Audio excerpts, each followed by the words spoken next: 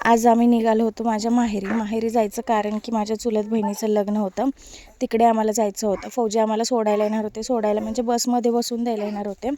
आणि मग तिथून मी एकटीच जाणार होते ह्या दोघांना घेऊन. प्रवास तसा 1.5 तासाचाच होता, त्याच्यामुळे एवढं काही वाटलं नाही की दोघांना एकटीने घेऊन जायला वगैरे. आणि आदूचं लगेच खाऊ खायचं सुरू झालं. पप्पांनी घेऊन दिलता खाऊ खूप सारा, की लगेच बसमध्ये बसल्या सुरू. आणि गेलं की चिकूची एवढी मस्ती सुरू होते ना, लगेच नवीन जागा दिसली, नवीन वस्तू दिसल्या की काय घेऊ आणि काय ओढू, एवढंच चालू होतं त्याचं.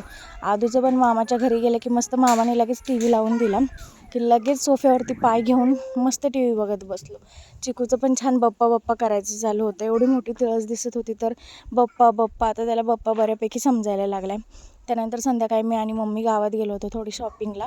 आल्यानंतर चिकूला माझ्याकडून पॅम्परिंग पाहिजे नव्हतं आणि गावात जायचं कारण की नवरीला काहीतरी गिफ्ट घ्यायचं होतं मला.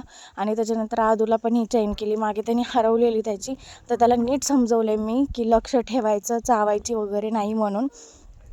आणि परत पप्पांपाशी ठेवलेलं चिकूला, कारण की खूप थंडी वाढली आता, त्याच्यामुळे बाहेर घेऊन जाणं, त्याला फिरवणं पॉसिबल नाही बाबा आता. त्याच्यामुळे त्याला घरीच ठेवलं होतं. संध्याकाळी खूप उशिरा मग आम्ही लगीन घरी गेलो.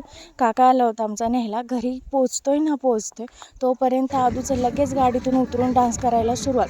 मामांनी ओढून लगेच घेतलं त्याला नाचायला की लगेच डान्सला सुरुवातच झाली. संध्याकाळी मस्त असं पंक्तीने जेवून छान संपवला दिवस आजचा.